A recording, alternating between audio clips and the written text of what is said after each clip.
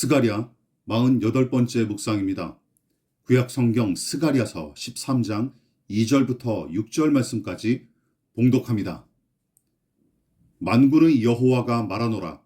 그날에 내가 우상의 이름을 이 땅에서 끊어서 기억도 되지 못하게 할 것이며 거짓 선지자와 더러운 귀신을 이 땅에서 떠나게 할 것이라.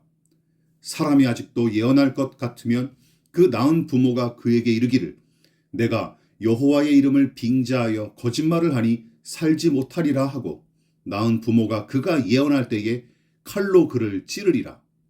그날에 선지자들이 예언할 때에 그 환상을 각기 부끄러워할 것이며 사람을 속이려고 토록도 입지 아니할 것이며 말하기를 나는 선지자가 아니요 나는 농부라. 내가 어려서부터 사람의 종이 되었노라 할 것이요. 어떤 사람이 그에게 묻기를 내 두 팔 사이에 있는 상처는 어찌 됨이냐 하면 대답하기를 이는 나의 친구의 집에서 받은 상처라 하리라.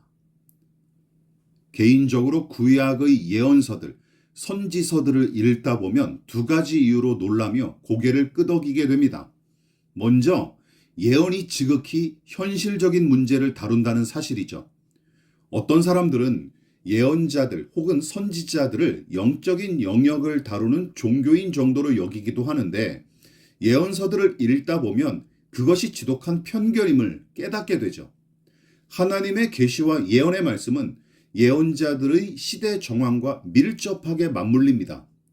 예언자들의 메시지에는 이스라엘 내부의 문제뿐만 아니라 그를 둘러싼 이방 제국의 역학 관계까지도 다루죠. 영적인 타락이 낳은 피폐한 현실을 적나라하게 고발하는 것은 물론이고 회복과 치유와 구원의 대안 역시 영적이면서도 지극히 현실적인 내용으로 기록됩니다. 또 다른 하나는 예언자들의 비판이 대부분 지도자들을 향한다는 사실입니다. 여기서 지도자들이란 크게 두 부류로 나눌 수 있죠. 정치 지도자들로 일컫는 왕과 방백들, 귀족들이며 또 다른 부류는 제사장과 선지자들 같은 종교 지도자들입니다. 본문도 마찬가지죠. 하나님은 스가랴 선자의 입술을 통해 더러운 귀신이 들려 거짓말을 일삼는 거짓 선자들을 향해 서릿발 같은 경고장을 날리십니다. 13장 후반부는 목자들, 즉 백성을 다스리는 자들에 대한 경고가 이어지죠. 지금까지 살펴봤던 스가랴서의 내용 중에도 지도자들을 향한 경고가 종종 등장했습니다. 스가랴서만이 아니죠. 소선지서, 소예언서의 많은 부분이 그들을 향한 무서운 경고와 으름장으로 채워졌습니다.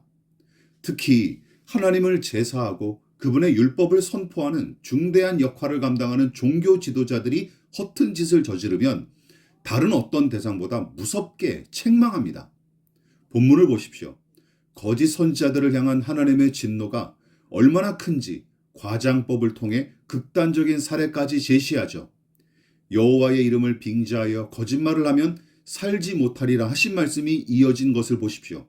그리고 그런 거짓 선지자들을 자식으로 둔 부모는 칼로 그를 찌를 거고 스스로 감당할 수 없을 만큼 수치와 모욕을 당하게 하실 것이며 결국은 그들이 걸레처럼 취급받을 뿐만 아니라 이리저리 짓밟히는 꼴로 전락할 것임을 경고합니다.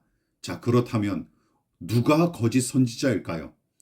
표면상으로는 하나님과 율법을 앞세우지만 정작은 자기의 탐욕과 야심을 위해 떠벌리는 자들을 가리킵니다.